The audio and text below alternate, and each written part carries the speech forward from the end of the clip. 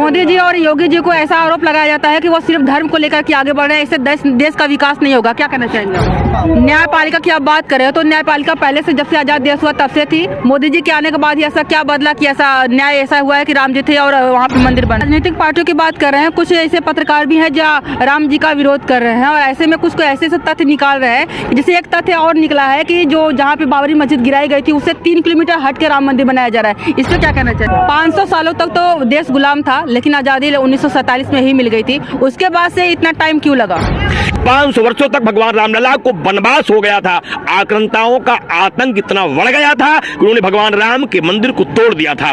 उसको तोड़ने के बाद रामलला को वनवास हो गया। टेंट में रहते थे, वो पीड़ाएं मैंने झेली हैं, हम लोग पुलिस की लाठियां खाए हैं, जेल गए हैं।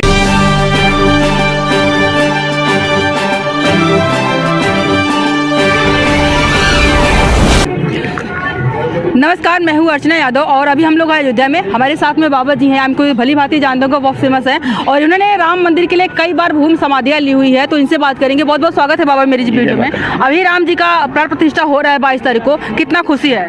देखिए, ये खुशी का विषय नहीं, ये अपार हर्ष है। खुशी सीमित होती है जो समाप्त हो जाती है, हर्ष कभी समाप्त नहीं होता है। रामलला का दिव्यतम आगमन अयोध्या की धरती पर नहीं, भूमंडल पर फिर से हो रहा है। 500 वर्षों तक भगवान रामलला को वनवास हो गया था। आक्रांताओं का आतंक इतना बढ़ गया था कि उन्होंने भगवान राम के मंदिर को तोड़ दिया था।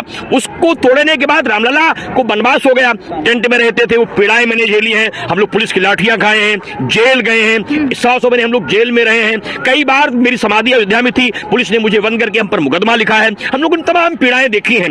आज वह जो सुख प्राप्त हो रहा है, अब वो वाणी से नहीं कहा जा सकता है। इतना हर्ष है, केवल आंखों में आंसू और मुख में केवल राम का नाम है। प्रभु के अलावा और न कोई अवधाम है। जहां देखूं वहां भगवान रामलला दिखते हैं।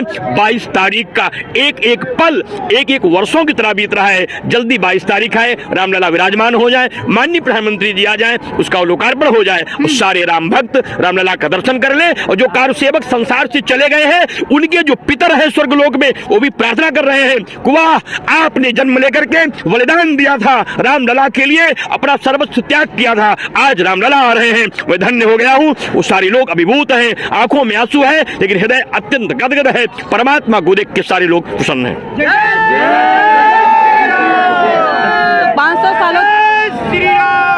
500 सालों तक तो देश गुलाम था, लेकिन आजादी 1947 में ही मिल गई थी, उसके बाद से इतना टाइम क्यों लगा? देखिए, सियासत की भेंट रामलला चढ़ा करते थे, सियासत की भेंट रामलला चाहा करते थे। अयोध्या जब नेता आते थे, राम धूम से बच के रहा करते थे। ये हिंदुस्तान हिंदुओं की भूमि है और सनातनियों की भूमि है, फिर भी ऐसा क्यों था? देखिए, राजनीति का जो चस्का होता है बड़ा खतरनाक होता है। कुर्सी पे बैठे लोग रामलला का विरोध करते थे, राम जन्मभूमि नहीं जाते थे, राम को नहीं मानते थे, काल्पनिक मानते थे। न्यायपालिका में लोग पत्रावली पेश करते थे, हम राम को नहीं जानते हैं।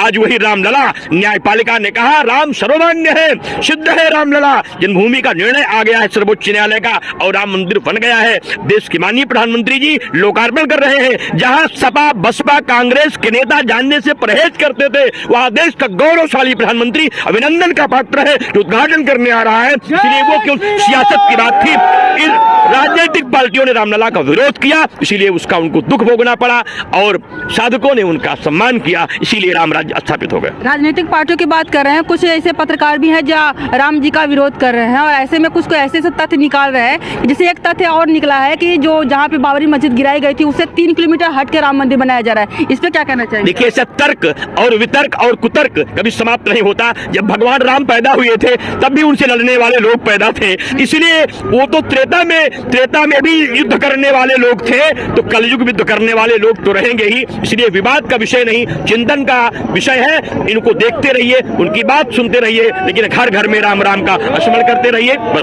आखिरी सवाल मेरा, राम जी का मंदिर बन रहा है, श्री राम जी का मंदिर बन रहा है, किसको श्रेय देना चाहेंगे? श्रेय तो कार्य सेवकों को है, कहा जो संसार से चले गए, उसके बाद न्यायपालिका को है, फिर सबसे ज्यादा श्रेय माननीय प्रधानमंत्री जी को भी है, जिन्होंने हमारे इस राम मंदिर को बनाने में इतना सहयोग कराया और पूरे देश को उन्होंने राममय बनाने के लिए हमें प्रशासनिक रूप से जो तंत्र मजबूत किया। मेरा आज मुझे सुविधा मिल रही है, व्यवस्था मिल रही है, सम्मान मिल रहा है। एक समय था बस पकड़ने के बाद पुलिस खींच के लाठीचार्ज करके पुलिस लाइन में बंद करती थी।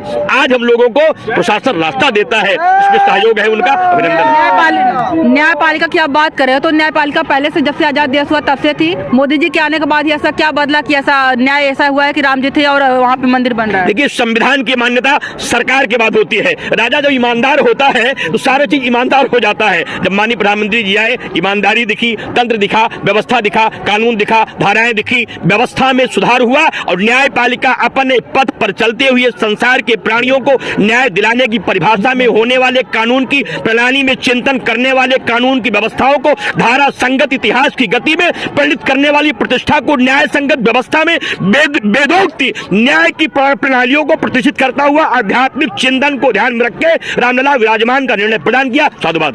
मोदी जी एक आखिरी सवाल। मोदी जी और योगी जी को ऐसा आरोप लगाया जाता है कि वो सिर्फ धर्म को लेकर के आगे बढ़ रहे हैं, इससे देश का विकास नहीं होगा, क्या कहना चाहेंगे आप? तमाम मुस्लिम देशों में राम मंदिर बन रहा है, अभी भ्रम पैदा हो रहा है। अरे पूरे विश्व का भारत विकास कर रहा है। आप देश नहीं, विश्व का धर्मगुरु है भारत। मुस्लिम देशों में रामलला की पूजा हो रही है। मुस्लिम कंट्री माननीय प्रधानमंत्री जी का अभिनंदन कर रहे हैं, उन्हें बुला के उनको गले लगा रहे हैं। मुस्लिम नहीं महाराज, आतंकवादी विरोध करते हैं। मुसलमान कभी मोदी का विरोधी नहीं है, आतंकवादी विरोधी है। आतंकवादी सोच के लोग विरोधी है, आतंकवादी गतिविधि के लोग विरोधी है। तो मुस्लिम तो ये रहे हमारे साथ बाबा जी। आपको इस पे क्या करना है? जो बातें उन्होंने कही है कमेंट करके जरूर बताइएगा। आज के लिए बस इतना ही। बहुत बहुत धन्यवाद।